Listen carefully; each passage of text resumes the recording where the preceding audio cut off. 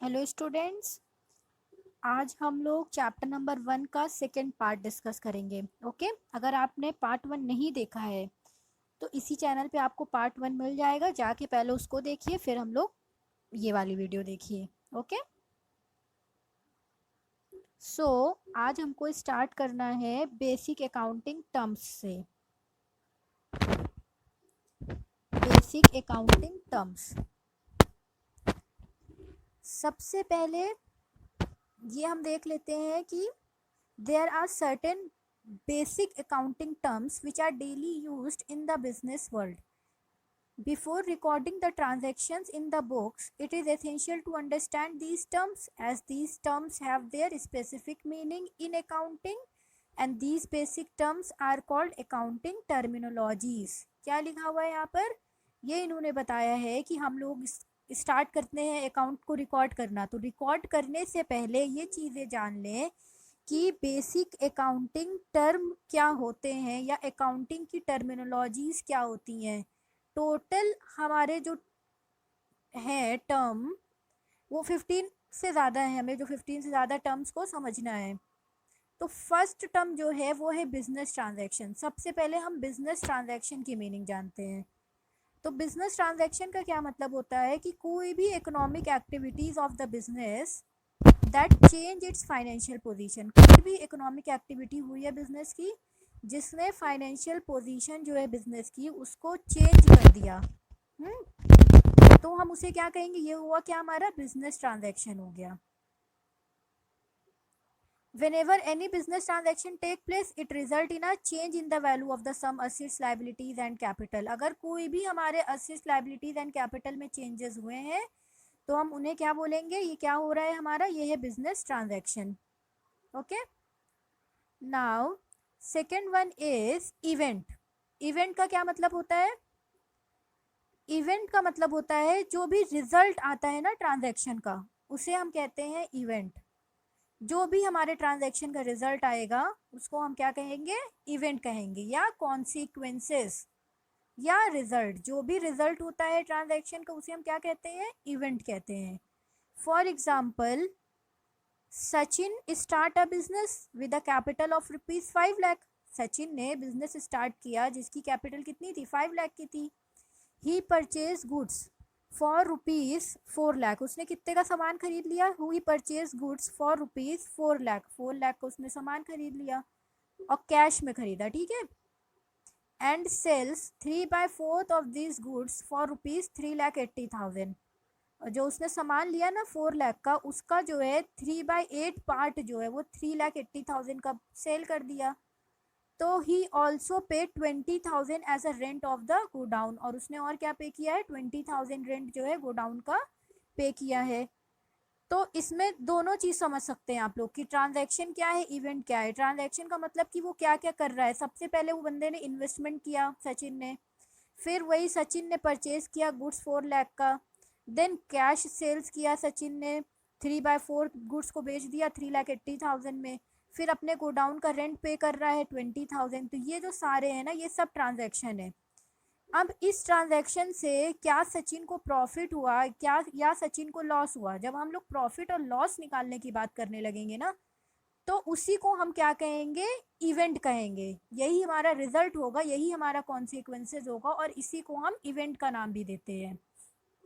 तो यहाँ से देखिए, सेल की लिखा पहले 3,80,000 की और फिर कॉस्ट ऑफ परचेज 4 लाख का 3/4 अगर हम देखें कितने में हमने लिया तो 3 लाख रुपीज़ में लिया। उसमें एक्सपेंस जो गोडाउन रेंट था वो एक्सपेंस भी जोड़ दिया, तो टोटल 3,20,000 आ गया cost.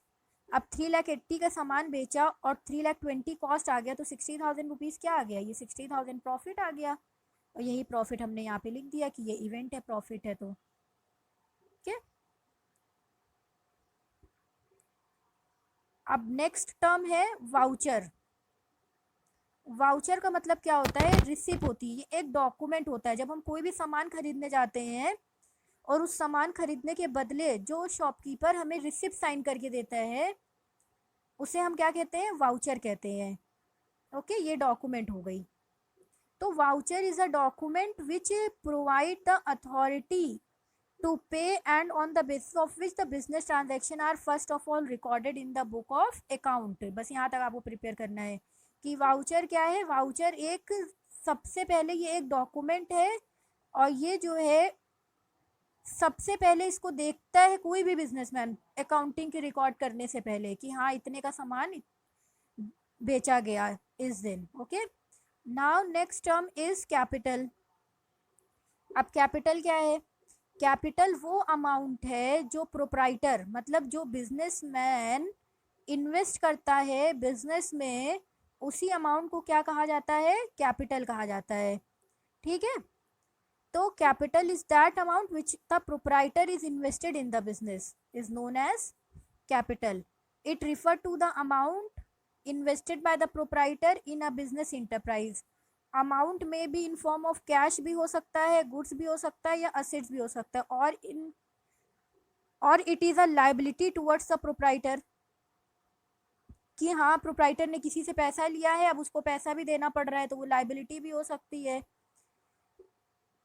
This is because proprietor जो होता है ना, मालिक, प्रोप्राइटर का मतलब होता है ओनर, ये सेपरेट एंड डिस्टिंक्ट होता है from the business entity and it is a amount which help goods, the amount with the help of which goods and assets are purchased in the business। Capital वो amount होता है जिसको लेके proprietor जिससे सामान खरीदता है, जिससे सामान खरीद पाता है। ठीक है, as such in order to calculate the amount of capital, अगर हमें कैपिटल का अमाउंट कैलकुलेट करना है तो सारे करेंट असेट्स और सारे फिक्स्ड असेट्स को हम ऐड कर देते हैं, फिर एक्सटर्नल लाइबिलिटीज से डिडक्ट करते हैं तो हमें कैपिटल का अमाउंट पता चल जाता है। क्या फॉर्मूला बनता है? अगर हमें कैपिटल अमाउंट निकालना है तो असेट्स में से लाइबिलिटीज को माइनस कर देंगे तो कैपिटल आ जाएगा।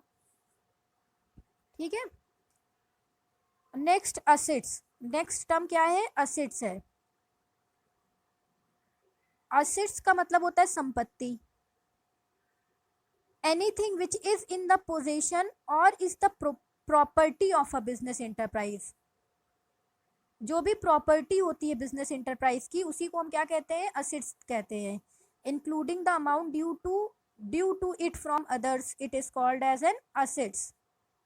Anything which will enable a business enterprise to get a cash, ऐसा कोई भी पैसा जिसको बिजनेस एंटरप्राइज बेच के कैश कमा सके, ऐसी कोई भी चीज जिसको बिजनेस एंटरप्राइज बेच के कैश कमा सके, उसको हम क्या कहेंगे? असेट्स कहेंगे। और a benefit in its future, और बेनिफिट मिले फ्यूचर में, दस cash, bank balance, stock, furniture, machinery, land and building, bill receivable, money owing bye debtors, ये सारे हमारे क्या है? असेट्स हुए। तो हम इनको क्या बोलते हैं? Assets means property of the business. जो भी सामान बिजनेस बेच के पैसा ला सके वो हो गया असेट्स। तो असेट्स की अगर हम यहाँ से देख ले मीनिंग 3 पॉइंट में दिया हुआ है कि the resource must be valuable. Assets वो होता है जो वैल्यू पोजेस करे। असेट्स वो होता है, वो रिसोर्सेज होता है जो must be owned by the business, जो बिजनेस का हो। और असेट्स और क्या होता है? The resources must be acquired at a miserable money cost, जिसको हम नाप सके मनी के कॉस्ट में, वो हो गया हमारा असेट्स।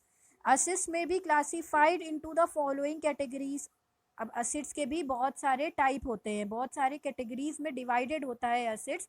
और एग्जाम में भी एक चीज़ पूछता है कि बताइए कौन कौन सी कैटेगरी होती है असेट्स, कौन कौन से असेट्स हैं आपके। तो नॉन करेंट असेट्स होता है और होता है current assets. Non current assets वो होता है which are held for continuous use in the business for the purpose of producing goods और services and are not meant for resale या नॉट मेंट फॉर सेल, जो हमने cell के लिए नहीं बनाया है, जो हम बिजनेस में यूज करेंगे for a longer period of time, it is called a non current assets. इसका दूसरा नाम और क्या होता है? Fixed assets. हम इसको और क्या नाम देते हैं? ये हमारे फिक्स्ड असेट्स होते हैं। नॉन करेंट असेट्स में क्या क्या आ जाता है? जैसे कि लॉन्ग टर्म इन्वेस्टमेंट्स आ गए, land, building, plant, machinery, furniture, fixture, ये सारे जो होते हैं हमारे, ये सब नॉन करेंट असेट्स होते हैं। जो भी फिक्स्ड असेट्स होते हैं जो लंबे समय के लिए बिजनेस के पास रहने वाले हैं। अब फिक्स्ड असेट्स को भी ये फर्दर क्लासीफाई कर रहे हैं, फिक्स्ड असेट्स को ये बांट रहे हैं और कह रहे हैं कि फिक्स्ड असेट्स भी दो तरीके के होते हैं। तो कौन कौन से हैं? 2 टाइप्स फिक्स्ड असेट्स के। पहला है टेंजिबल एसेट्स, दूसरा है इनटेंजिबल एसेट्स। अब ये बताइए टेंजिबल एसेट्स क्या होता है और इनटेंजिबल एसेट्स क्या होता है। टेंजिबल एसेट्स वो एसेट्स होते हैं जिसको देखा जा सकता है, जिसको छुआ जा सकता है। इन other world which have a physical existence, जिसकी फिजिकल एग्जिस्टेंस होती है। फिजिकल एग्जिस्टेंस मतलब जिसको हम छू सकते हैं, जैसे कि land and building, plant and machinery, computer, motor vehicles, furniture. ये सारे हमारे कैसे एसेट्स हो गए, टेंजिबल एसेट्स हो गए, जिनको हम देख सकते हैं, जिनको हम छू सकते हैं। और इनटेंजिबल एसेट्स क्या होते हैं, जिनको हम देख नहीं सकते, जिनकी कोई फिजिकल एग्जिस्टेंस नहीं होती, जो कैन नॉट बी सीन और टच्ड होते हैं। ठीक है, तो इनटेंजिबल एसेट्स वो एसेट्स होते हैं which do not have a physical existence and दस कैन नॉट बी सीन और फेल्ट। एग्जाम्पल क्या हो गए हमारे इनटेंजिबल एसेट्स के, goodwill, patent, copyright, trademark, computer software, ये सारे इनटेंजिबल एसेट्स होते हैं। इनटेंजिबल एसेट्स बताइए कौन कौन से हैं, पेटेंट है, गुडविल है, कॉपीराइट है, जिनको हम छू नहीं सकते, जिनको हम टच नहीं कर सकते, जिनकी कोई फिजिकल एग्जिस्टेंस नहीं होती। ठीक है, for example with the help of patent, patent का मतलब क्या हो गया, know how businessman is able to produce goods and this good and his goodwill help in attracting customers easily. अगर पेटेंट का क्या ही मतलब होता है, पेटेंट का मीनिंग क्या होता है कि जैसे मान लीजिए मैकडॉनल्ड है, अब मैकडॉनल्ड जो है, मैकडी जो है वो यूएस का है, इंडिया का तो है नहीं। तो अब मैकडी वाले लोग अपनी टेक्नोलॉजी, अपना मेथड, अपनी रेसिपी जो है इंडिया में आके बताते हैं कि हम लोग इस रेसिपी से अपना बर्गर प्रिपेयर करते हैं, तो आप भी वैसे ही प्रिपेयर करिए। तो ये पेटेंट हुआ और उसको लोग पसंद करते हैं और उसी को लोग खाना चाहते हैं कि हाँ ये वाला टेस्टी है, ये वाला हमें ज़्यादा अच्छा लगता है। तो इससे हुआ क्या, उस पर्टिकुलर बिजनेस का गुडविल इंक्रीज हो गया ना, प्रॉफिट इंक्रीज हो गया। तो वही बोल रहा है कि with the help of a patent की हेल्प से बिजनेसमैन जो होता है वो प्रोड्यूस करता है गुड्स और अपने गुडविल को इंक्रीज करता है, कस्टमर्स को बढ़ाता है। देयरफॉर इनटेंजिबल एसेट जो है ये हेल्प करता है फर्म में प्रॉफिट कमाने में, as such the intangible assets. तो hence both tangible and intangible are valuable assets होते हैं। And value of tangible asset जो होती है वो based on the benefit and facility available to the business for such assets. Next उसके बाद क्या है, करंट एसेट्स। अब जल्दी से इसको भी देख लेते हैं कि करंट एसेट्स का क्या मीनिंग हो गया।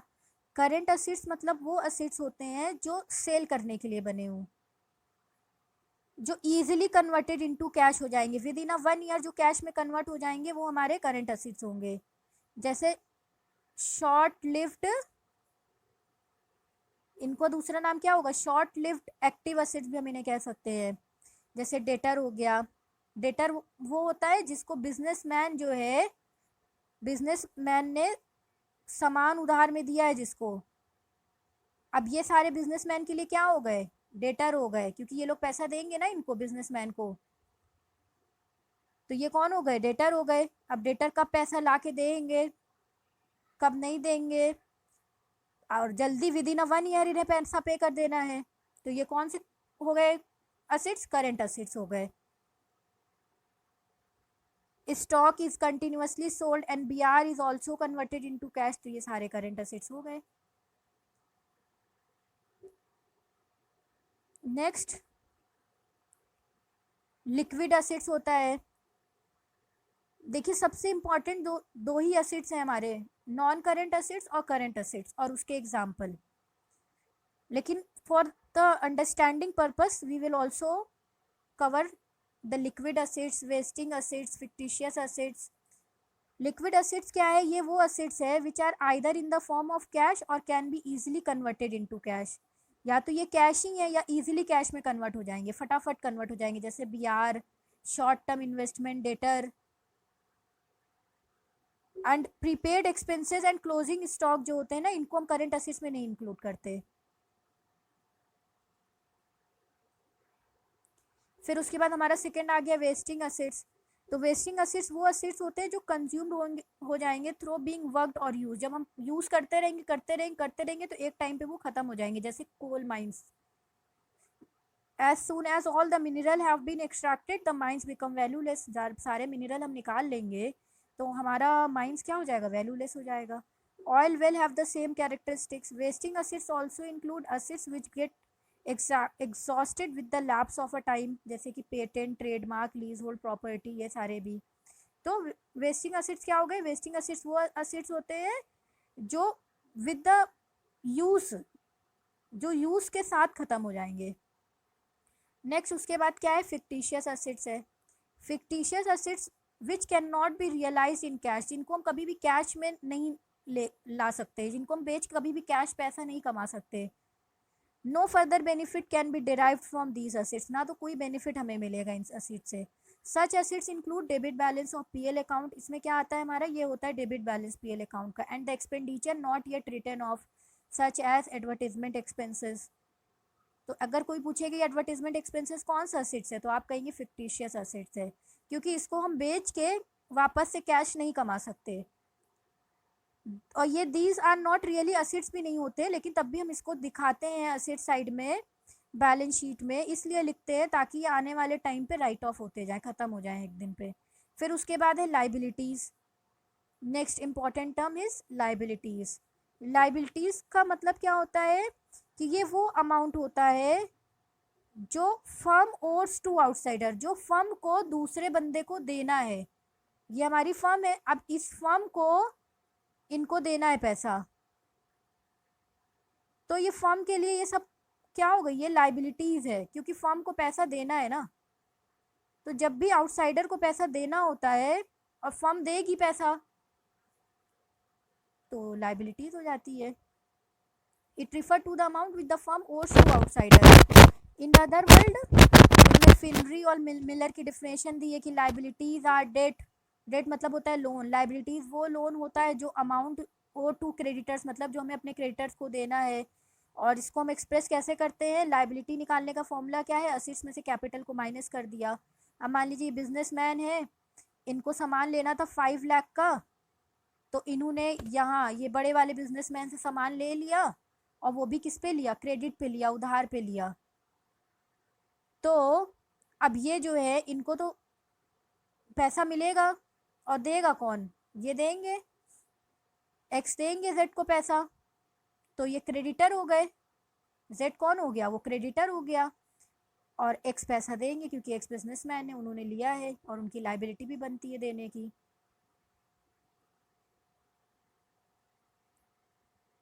नेक्स्ट टर्म इज लाइबिलिटीज़ को भी इन्होंने क्लासीफाई किया है 2 पार्ट्स में। इंटरनल लाइबिलिटीज़ होती है और एक्सटर्नल लाइबिलिटीज़ होती है। इंटरनल मतलब जो बिजनेस के अंदर ही किसी को पैसा देना है, तो इंटरनल हो गई। All the amount which the business entity has to pay to the proprietor या ओनर आर इंटरनल लाइबिलिटीज, जैसे कि कैपिटल या एक्यूमुलेटेड प्रॉफिट। फिर एक्सटर्नल लाइबिलिटीज क्या हो गई, all the amount which the business entity has to pay to the outsider are known as external liabilities, जैसे कि creditors, bank overdraft, bills payable, outstanding expenses, ये सब एक्सटर्नल लाइबिलिटीज है। And then external liabilities को भी हम classified करते हैं 2 पार्ट में, एक होती है नॉन करेंट लाइबिलिटीज़ और एक होती है current liabilities. Non current liabilities को हम लॉन्ग टर्म लाइबिलिटीज़ भी कह देते हैं। मतलब ये कि जिसका पेमेंट हम लॉन्गर पीरियड में भी कर सकते हैं, मोर देन 1 ईयर टाइम भी हम ले सकते हैं उसको पे करने के लिए, तो वो लॉन्ग टर्म लोन हो गए हमारे, जैसे डिबेंचर हो गया। और करंट लाइबिलिटीज़, इनको हमें विद इन 1 ईयर हमें पे करना है, एक ही साल के अंदर इनको हमें पे कर देना है, जैसे bank loan, bills payable, creditor का पैसा, आउटस्टैंडिंग एक्सपेंसेस, जो विद इन 1 ईयर हमें पे कर देना है। फिर उसके बाद कंटिंजेंट लाइबिलिटीज़ होती है। ये एक्चुअल लाइबिलिटीज़ तो नहीं होती है, ये on the happening of the event depend होती है कि हाँ हमें अब पैसा देना पड़ेगा, अगर ये इवेंट नहीं होगा तो हमें पैसा नहीं देना पड़ेगा। तो these are not actual liability on the date of balance sheet but may become payable only on the happening of some specific event, जब कोई इवेंट अकर होगा ना तभी पैसा देना है। फॉर एग्जाम्पल मान लीजिए कि कोर्ट में केस चल रहा है, अगर हम केस हार जाएंगे तभी हम पैसा देंगे, अगर केस नहीं हारेंगे तो नहीं देंगे, तो ये कंटिंजेंट लाइबिलिटीज हो गई। ये देखिए सूट, ये वाला एग्जाम्पल है जो भी हमने समझाया है। फिर उसके बाद आ गया trade receivable, trade payable. Trade receivable क्या होता है, ये वो अमाउंट होता है जो receivable on the amount of the sale of goods और service rendered by the company. ये वो अमाउंट है जब हम सामान बेचते हैं ना, तो जो पैसा रिसीव होता है उसे हम कहते हैं ट्रेड रिसीवेबल। ट्रेड रिसीवेबल में दो कॉन्सेप्ट आते हैं, डेटर और बिल्स रिसीवेबल। जब उधार में हम सामान बेचते हैं तो हमारे कस्टमर को ही हम डेटर कहते हैं, और वो जो हमारे कस्टमर है, वो जो डेटर है, वो हमें पैसा ला के देंगे। तो the term debtor represent those person or a firm to whom goods have been sold or service rendered on credit and payment has not been received from them, और पेमेंट अभी तक हमने रिसीव नहीं की है। For example, if a good worth 50,000 have been sold to Mohan on credit, Mohan को बेचा गया, बिजनेस ने मोहन को सामान बेचा और क्रेडिट पे बेचा।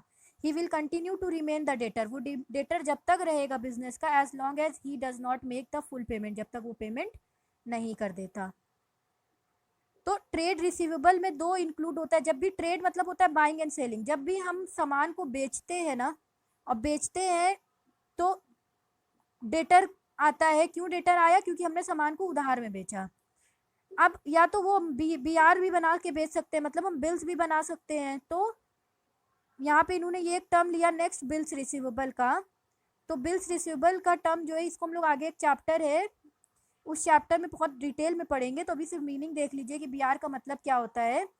Bill of exchange become BR from the person who draw it, मतलब drawer, and get it back and accept it, and after it acceptance from the drawee. Thus the bill receivable is an accounting term, or bill of exchange drawn on debtor are received by the way of endorsement. इसका मतलब ये होता है कि मान लीजिए ये एक बिजनेसमैन है, इसने सामान बेचा इनको, और इनके पास पैसा नहीं है, और ये कह रहे हैं कि आप जो है एक बिल बनाइए और उस बिल में हम साइन कर देते हैं, और हम ये कहते हैं कि जितना भी साइन कर देंगे, और उस साइन में हम डेट डाल देंगे कि इस तारीख को हम आपको पैसा दे देंगे। तो इन्होंने कहा ठीक है, अच्छा आप यही कर लीजिए। तो ये होता है बिल्स रिसीवेबल का मतलब।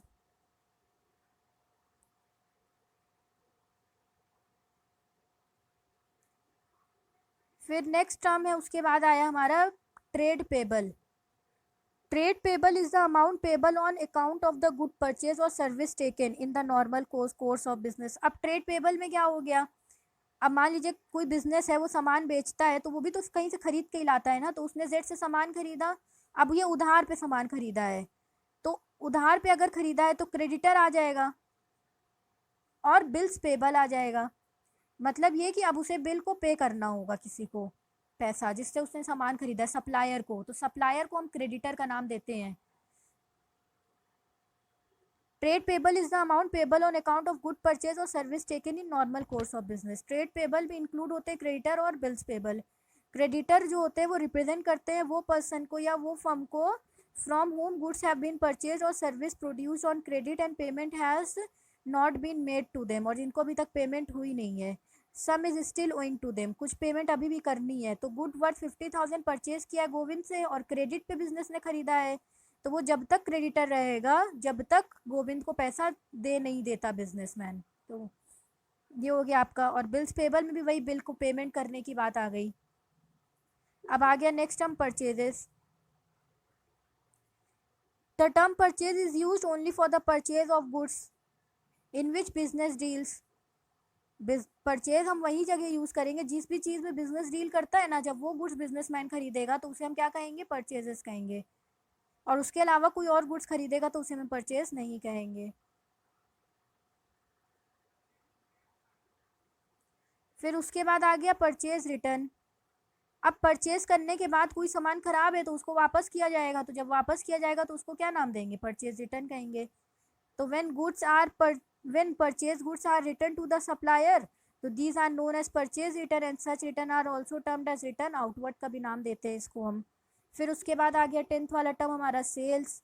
सेल्स का क्या मतलब होता है, जब हम सामान को बेचेंगे और उसी सामान को बेचेंगे जिसका हम बिजनेस करते हैं तो उसे हम सेल्स कहेंगे।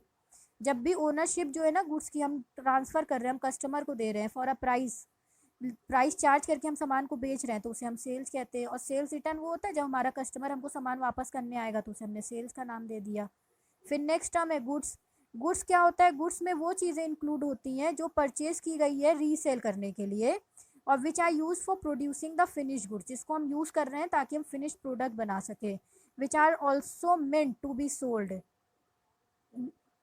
और 10 फॉर अ फर्नीचर डीलर, अगर कोई फर्नीचर डीलर है और वो परचेज कर रहा है चेयर एंड टेबल, तो उसको हम क्या नाम देंगे, गुड्स का नाम देंगे।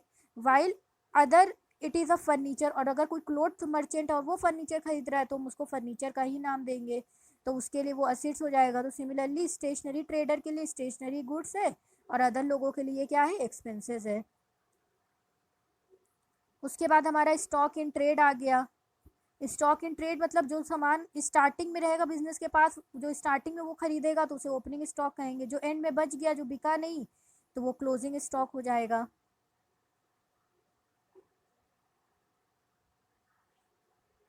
और बाकी जो है इन्वेंट्री, ये सब आगे जो है टर्म्स और डिटेल में समझ लेंगे हम लोग जब इनका सबका चैप्टर करेंगे। अभी बेसिक बेसिक थोड़ा थोड़ा हम लोग समझ लेते हैं।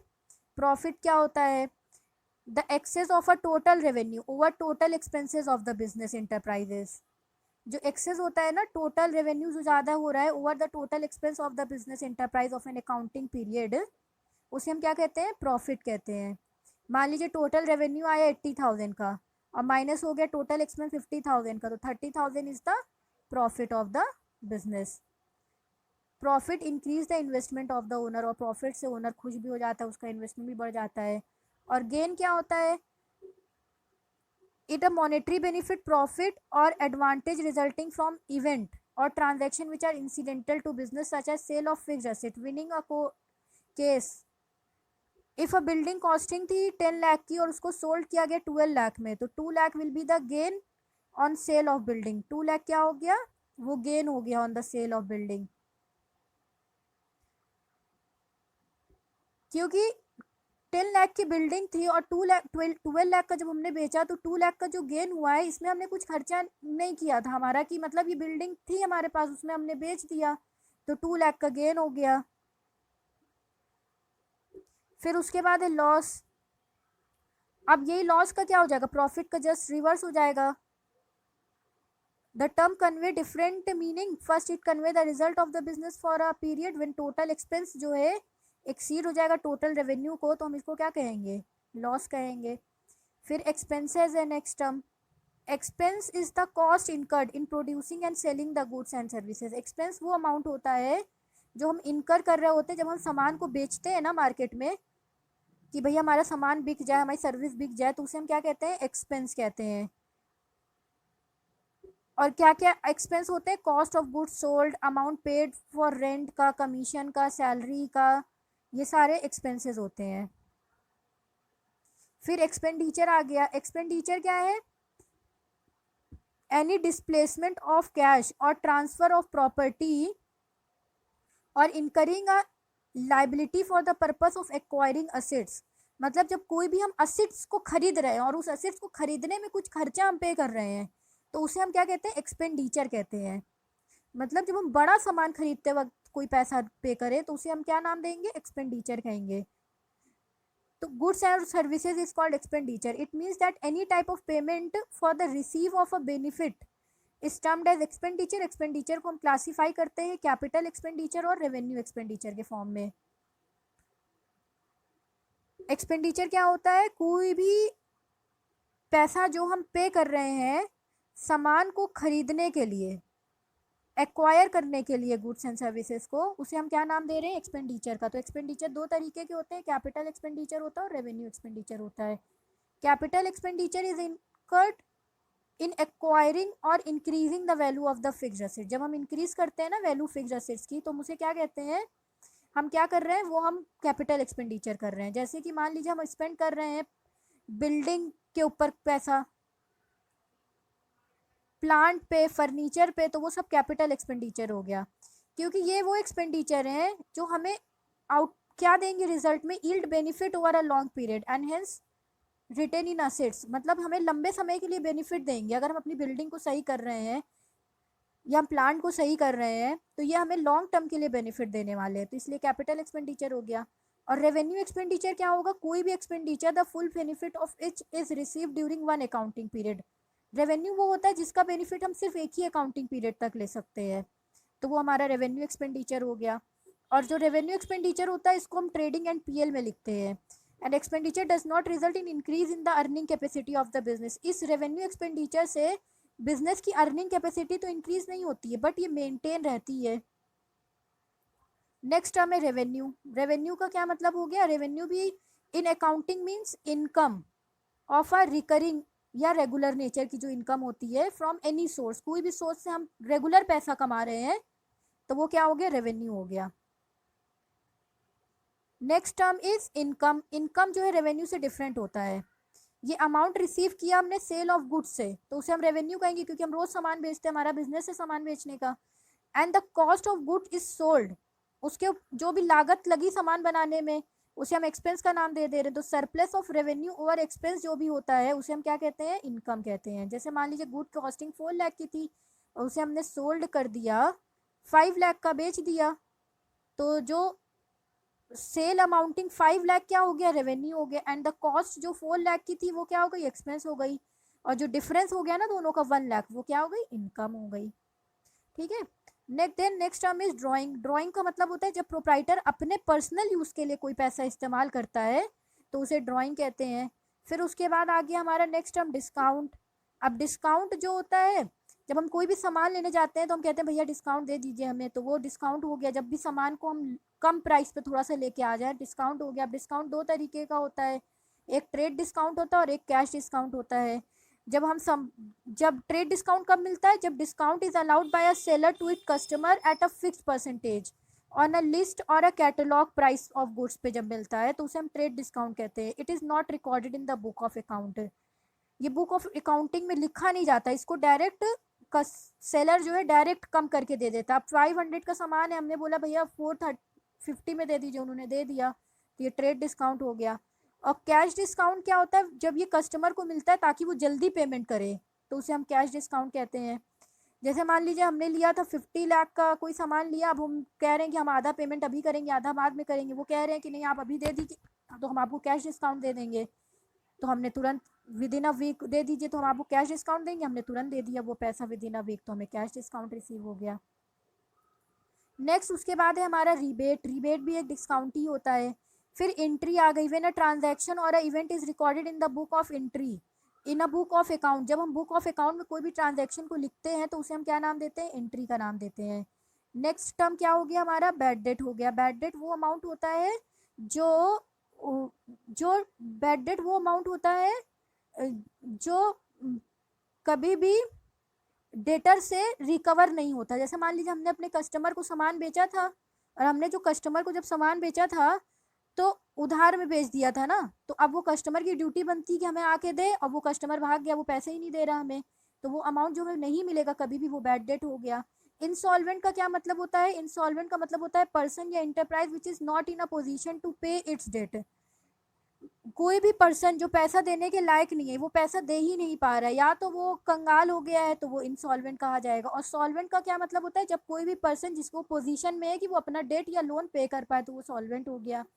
फिर स्टोर्स क्या होता है? स्टोर्स का मतलब होता है ये मटेरियल जो held by the enterprise for the purpose of consumption in the business and not for sale. जो सेल के लिए नहीं बना, जो सामान को हम स्टोर करके रखते हैं वो हमारा स्टोर होता है। इंटिटी। इंटिटी का क्या मतलब होता है कि इंटिटी और a business entity means economic unit which is formed for earning income by providing service और सेलिंग गुड्स। जैसे कि एलजी इलेक्ट्रॉनिक्स या विप्रो, मारुति सुजुकी, ये सब एक इंटिटी है, ये लोग सब सामान बेचते हैं और पैसा कमाते हैं। और टर्नओवर है नेक्स्ट टर्म। टर्नओवर का क्या मतलब होता है? सेल्स, टोटल सेल्स जो हुई है पर्टिकुलर पीरियड में। फिर लाइफ स्टॉक आ गया। लाइफ स्टॉक का मतलब होता है डोमेस्टिक एनिमल्स, जैसे कि कैटल या हॉर्स, ये known as a life stock. इनको हम क्या बोलते हैं? इनको हम बोलते हैं लाइफ स्टॉक। फिर उसके बाद हमारा नेक्स्ट टर्म है investment. Investment refer to deployment of fund in the shares और debentures of companies within the intention of earning or return. कि हम इन्वेस्टमेंट कर रहे हैं, कहीं भी पैसा इन्वेस्ट कर रहे हैं ताकि हमें मोर एंड मोर रिटर्न मिले, तो वो इन्वेस्टमेंट हो गया। नेक्स्ट आ गया last term is GST. GST क्या है? ये एक इनडायरेक्ट टैक्सेस है। इसमें ऑल इनडायरेक्ट टैक्सेस जैसे कि हमारी excise duty, sales tax, VAT, service tax, ये सारे इनडायरेक्ट टैक्सेस थे। ये सारे टैक्सेस को मर्ज कर दिया गया और नया एक बन गया GST, goods and service tax act. And have been merge into a single tax and known as GST का नाम दे दिया, और GST is paid at the time of purchase and GST is collected at the time of sales. तो basically ये वाला भी पूरा एक चैप्टर का है और इसको हम लोग आगे और डिटेल में करेंगे। सो ये आपका हो गया कंप्लीट। नेक्स्ट वीडियो में हम लोग आगे पढ़ेंगे। इतना आप लोग अच्छे से पढ़ लीजिएगा और इसको इम्पोर्टेंट पॉइंट्स नोट्स कर लीजिएगा कॉपी में।